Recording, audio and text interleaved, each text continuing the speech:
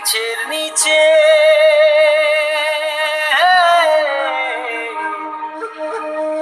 চা গাছেৰ মাঝে মাঝে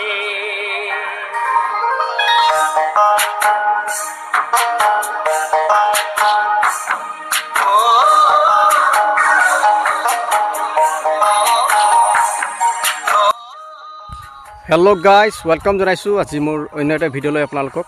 আৰু আজি মই আপোনালোকৰ মাজত লৈ আহিছোঁ এটা ভিডিঅ' আৰু এই ভিডিঅ'টোৰ যোগেদি আপোনালোকক মই দেখাব বিচাৰিছোঁ বা জনাব বিচাৰিছোঁ যে আপোনালোকে চাহ বাগানত কেনেদৰে ভিটামিনবিলাক মাৰিলে আপোনালোকৰ বাগানৰ চাহ উৎপাদন বেছি হ'ব কাৰণ প্ৰত্যেকজন চাহ খেতিয়কৰ এটাই চিন্তা থাকে যে তেওঁলোকৰ বাগানৰ চাহ যি প্ৰডাকশ্যন আছে যি উৎপাদন আছে কেনেকৈ তেওঁলোকে বৃদ্ধি কৰিব পাৰিব আৰু আজি এই চাহ বাগানৰ চাহপাত বৃদ্ধি কৰা বা উৎপাদন বৃদ্ধি কৰাৰ যি নিয়ম নীতি আছে যি কেমিকেল মৰা পদ্ধতিবিলাক আছে বা কি দৰৱ মাৰিলে আপোনাৰ বাগানৰ চাহপাত কোৱান্টিটিটো বাঢ়িব কিছুমান খেতিয়ক এনেকুৱা আছে যে প্ৰত্যেকটা বিঘাত এক ৰাউণ্ডত তেওঁলোকে 10 কেজি 20 কেজি এনেকুৱাই পাত পায় খুব কম পায় তেওঁলোকে তো প্ৰত্যেকজন খেতিয়কে এইটোৱে বিচাৰে যে মোৰ বাগানৰ চাহপাতৰ প্ৰডাকশ্যনটো বাঢ়ক তো গতিকে আজি এই ভিডিঅ'টোৰ মাধ্যমত আপোনালোকক মই দেখাব বিচাৰিম বা বুজাব বিচাৰিম যে আপোনালোকে কি ভিটামিন মাৰিলে আপোনালোকৰ বাগানৰ সেই পাত আপোনালোকে বৃদ্ধি কৰিব পাৰিব সেই পাতৰ পৰিমাণ আপোনালোকে বঢ়াব পাৰিব তো গতিকে ভিডিঅ'টো আপোনালোকে চাই থাকিব স্কিপ নকৰিব আৰু যিমান পাৰিব ভিডিঅ'টো শ্বেয়াৰ কৰিব বলক ভিডিঅ'টো ষ্টাৰ্ট কৰোঁ ফাৰ্ষ্ট অফ অল মই এটা কেইটামান বিষয় জনাব বিচাৰিছোঁ গুৰুত্বপূৰ্ণ যে বাগানত আপোনালোকে চাহপাত বৃদ্ধিৰ কাৰণে বা পাত বঢ়াবৰ কাৰণে আপোনালোকে ভিটামিন মাৰিবই লাগিব এইটোতো কম্পালসৰি হয় কিন্তু ভিটামিন মৰাৰ আগতে মই এটা কথা ক'ব বিচাৰিছোঁ আপোনালোকৰ কাৰণে যে আপোনাৰ বাগান আপোনাৰ যদি চাহ গছজোপা যদি পেষ্ট ফ্ৰী হৈ থাকে মানে আপোনালোকৰ বাগানত যদি পোক পতংগ লগা নাই বাৰু একো বেমাৰ যদি লগা নাই তেতিয়াহ'লে স্বাভাৱিকতে আপোনালোকৰ বাগানত পাত হ'বই আৰু বাগানত যদি পোক নালাগিব তেতিয়াহ'লে পাত নোহোৱাৰ কোনো কথাই নাই পাত হ'বই আপোনালোকৰ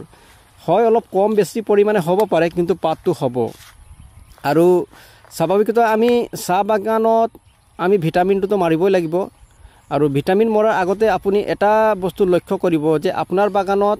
যিটো বাগানত আপুনি ভিটামিন মাৰিব গৈ আছে সেইটো বাগানত যাতে অন্য একো পোক পতংগ বা হেলোপেল্টিছ বেমাৰ বা লুপাৰ এনেকুৱা ধৰণৰ কিবা একো বেমাৰ তাতে বেছি থাকিব নালাগিব যদি আপোনাৰ বাগানত অকল বেমাৰেই লাগি আছে আৰু আপুনি যদি ভিটামিন মাৰিব যায় তেতিয়াহ'লে আপোনাৰ পাত বৃদ্ধি নহয় আপোনাৰ বাগানৰ যিটো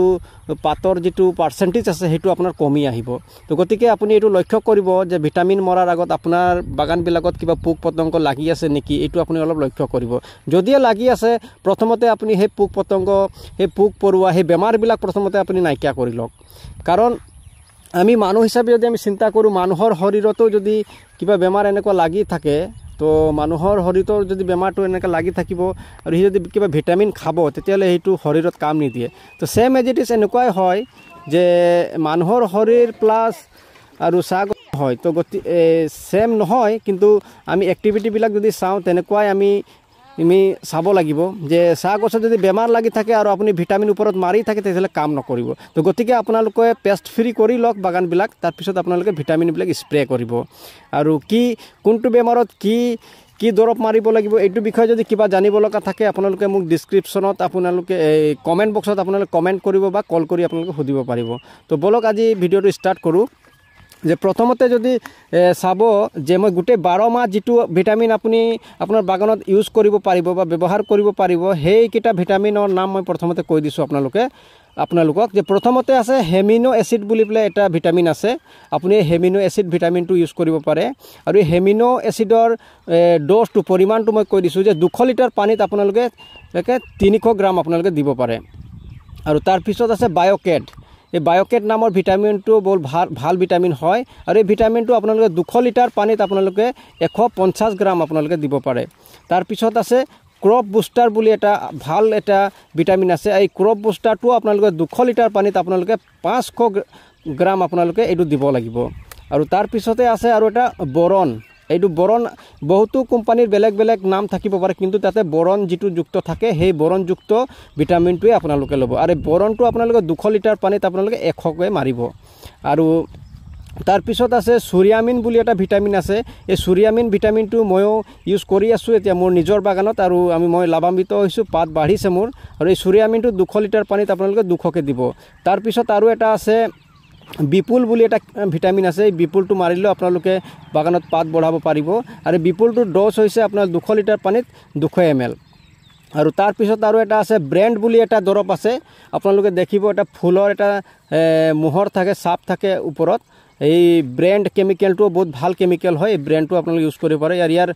200 লিটাৰ পানী দি আকৌ আপোনালোকে 200কে মাৰিব। তাৰপিছত আৰু এইকেইটা কেমিকেল আপোনালোকে গোটেই 12 মাহতে আপোনালোকে যেতিয়ালৈ ইউজ কৰিব পাৰিব। কিন্তু ছিজন ৱাইজে কিছুমান দৰৱ আছে বা ভিটামিন আছে, সেইকেইটা মই কৈ দিব বিচাৰোঁ আপোনালোকক। যিটো NPK হয় না, আপোনালোকে NPK নাম শুনিছে, যিটো MOP ইউৰিয়া আমি এইটো মিক্স কৰি পেলাই যিটো NPK বনাওঁ। NPK আপোনালোকে 19-19-19ও পাব আপোনালোকে, আৰু NPK আপোনাৰ 20-20ও আপোনালোকে পাব। NPKটো আপোনালোকে ব্যৱহাৰ কৰিলে ভাল লাভ পাব আপোনালোকে। তাৰপিছত আপোনালোকে NPKৰে আৰু এটা ফৰ্ম আছে, গ্ৰ'মৰ বুলি পেলাই আছে এটা। সেই গ্ৰ'মৰটোও যদি আপোনালোকে বাগানত নিয়মিতভাৱে যদি আপোনালোকে মাজে সময়ে ব্যৱহাৰ কৰি থাকে, তেতিয়াহ'লে গ্ৰ'মৰৰ যোগেদিও আপোনালোকে পাত পাব বুলি মই বিশ্বাস কৰোঁ। কাৰণ এইবিলাক যিমান ভিটামিনবিলাক আপোনালোকৰ আগত মই ৰাখিছোঁ বা আপোনালোকক মই জনাইছোঁ, এই গোটেইবিলাক ভিটামিন আমি নিজে মোৰ নিজৰ বাগানতো আমি ব্যৱহাৰ কৰোঁ, আৰু আমাৰ বাগান য'ত মই চাকৰি কৰোঁ সেইটো বাগানতো আমি ইউজ কৰোঁ এইবিলাক ভিটামিন। আৰু এইবিলাক ভিটামিনৰ ভিতৰত হয় কিছুমান দামী ভিটামিনো থাকিব পাৰে, হয়তো কিছুমান কম দামৰো হ'ব পাৰে। কিন্তু ভিটামিনবিলাক আপোনালোকে চাই ল'ব যে কোনটো ভিটামিন আপুনি ল'ব পাৰিব, কাৰণ আপোনাৰ এটা বাজেট থাকে, বাজেট অনুযায়ী আপোনালোকে এইবিলাক ক্ৰয় কৰিব পাৰিব। তো গতিকে যিবিলাক ভিটামিনৰ বিষয়ে মই আপোনালোকক জনালোঁ, এইবিলাকৰ ওপৰত যদি কিবা এটা বিষয় আপোনালোকৰ জানিব লগা থাকে, তেতিয়াহ'লে আপোনালোকে মোৰ কণ্টেক্ট নাম্বাৰত আপোনালোকে মোক কল কৰিব, আৰু মই এই কণ্টেক্টৰ যোগেদি মই আপোনালোকক বুজাই দিম। আৰু এটা জানিবলগীয়া বিষয়, এটা ইম্পৰ্টেণ্ট থিং এইটো হয় যে আপোনালোকে নাভাবিব যে এই দৰৱৰ কোম্পানীবিলাকৰ লগত মোৰ কিবা এটা সম্পৰ্ক আছে বা মোৰ কিবা এটা বেনিফিট আছে। এনেকুৱা নহয়, মই জাষ্ট এটা আপোনালোকৰ কাৰণে ইনফৰ্মেশ্যনহে দিলোঁ। এই কোম্পানীবিলাকৰ লগত মোৰ একো টাৰ্মছ নাই।